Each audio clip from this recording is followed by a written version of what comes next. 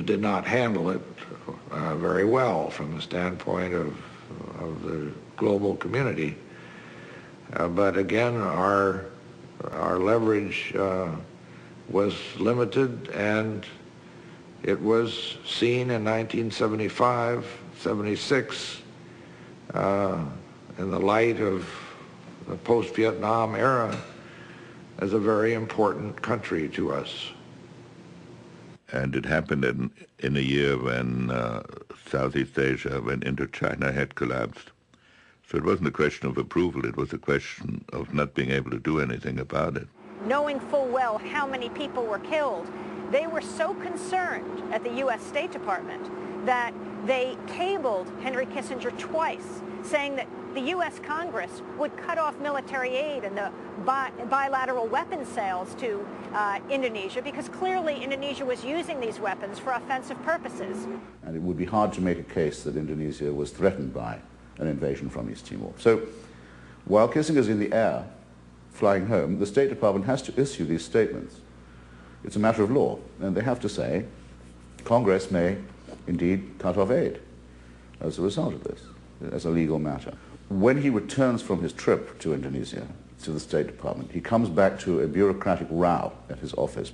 Kissinger is furious. Kissinger, I want to raise a little bit of hell about the department's conduct in my absence. Take this cable on East Timor. It will leak, and it will go to Congress too, and then we will have hearings on it, and it will come out that Kissinger overruled his pristine bureaucrats and violated the law. The Arms Export Control Act and the Foreign Assistance Act passed by Congress that limit the ways in which American weaponry can be used, and they confine these uses to external self-defense. Kissinger, and we can't construe a communist government in the middle of Indonesia as self-defense? Lee, well, Kissinger, then you're saying that arms can't be used for defense. No, they can be used for the defense of Indonesia. Kissinger, I know what the law is, but how can it be in the U.S. national interest for us to kick the Indonesians in the teeth? The meeting concluded with a discussion about how to mislead Congress about arms sales, which did continue after a brief hiatus. In a later meeting, one of Kissinger's aides confirmed that normal relations with Indonesia had resumed. Not very willingly, said Kissinger. Illegally and beautifully. Today, Henry Kissinger is a successful businessman. He runs a firm called Kissinger Associates, in which he uses his diplomatic experience to help businesses around the world.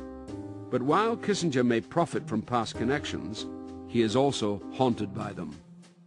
Last year, Kissinger was enjoying a trip to Paris when a French judge served him with a subpoena to answer questions about U.S. involvement in Chile 30 years ago.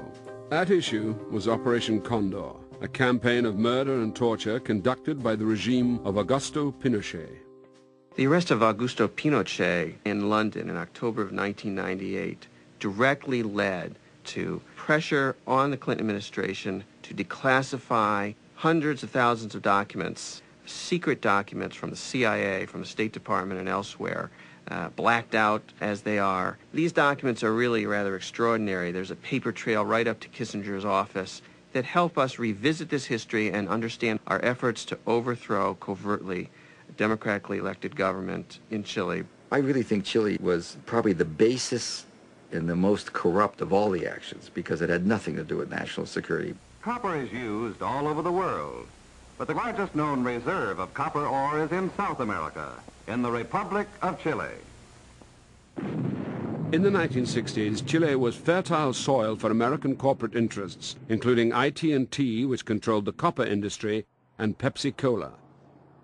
Early in 1970, Pepsi and IT&T were concerned about political developments in Chile. As the country's democratic presidential elections approached, a left-wing candidate named Salvador Allende was gaining popular support. His ties to Fidel Castro were of particular concern.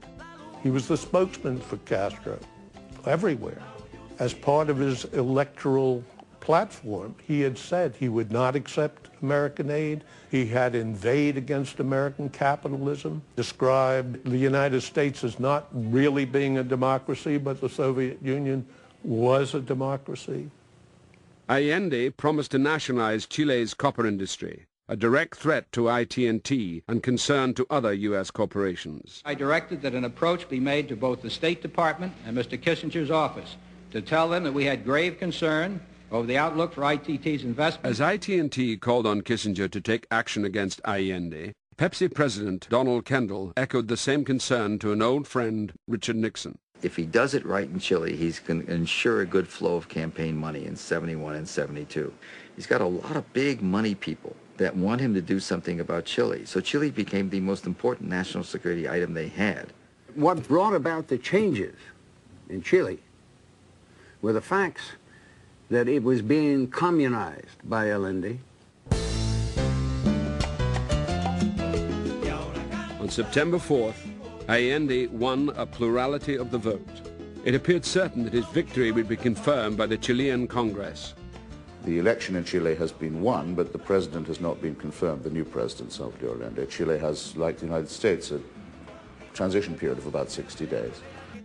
The CIA declared that Chile under Allende would not be a threat to the United States, but Nixon found the prospect of an Allende presidency unacceptable. As advisor to Richard Nixon, Kissinger followed Machiavelli's rule of flattering, adulating, and serving the powerful to be a success. In a September meeting, Kissinger shared his views on Chile's democratic election. I don't see why we need to stand by and watch a country go communist due to the irresponsibility of its people. On September 15th, Nixon met in the Oval Office with Kissinger and Richard Helms, director of the CIA. Helms' handwritten notes reveal a plan to prevent Allende from coming to power. Not concerned risks involved. No involvement of the embassy. 10 million available, more if necessary. An internal CIA memo dated September 16th outlines the official but secret policy implemented by the CIA under the supervision of Henry Kissinger. Kissinger asked Helms to report directly to him on the details of coup operations. Concealed from the Departments of State and Defense, as well as the U.S. Embassy in Chile, this plan for covert action became known as Track 2. Of course, that was a broad policy. I make no excuses for that. It should have been. Another Marxist regime in the hemisphere? No.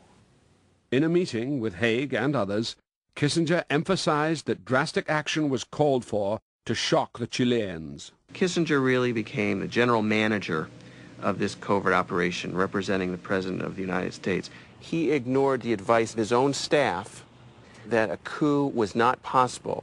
I decided to start sending these increasingly worrying alarms to Kissinger, that anything that might be tried would be an utter failure. The Chilean military was not going to engage in anything. Allende was certainly going to be elected. Nothing could stop it. Kissinger swept aside these objections and pressed the CIA to go forward to foment a military coup. But the third cable was the one that really excited Kissinger, because it said unequivocally that if any adventure were undertaken, it would boomerang against the United States and personally against the president, worse than the Bay of Pigs. That was the cable that got me a summons home right away, because they thought I had stumbled on their plot. Fine, we'll call you later. So I flew to Washington. The president greeted me. He then launched into a denunciation of Allende. He kept hitting his hand like that. He was going to smash Allende economically. Kept referring to him as that bastard, that SOB. He was going to smash him. With the inauguration approaching, word of possible covert action against Allende reached General René Schneider, head of the Chilean military. Schneider announced he would uphold Allende's confirmation by the Chilean Congress. He was unaware that men from within his own ranks were being recruited by the CIA. Mi padre era una persona muy tierna, sí. Mi papá era una persona que no mentía, que lo que decía lo cumplía. Y la ley significaba que la decisión de quién era presidente de Chile la había tomado el Congreso. Through the United States diplomatic bag.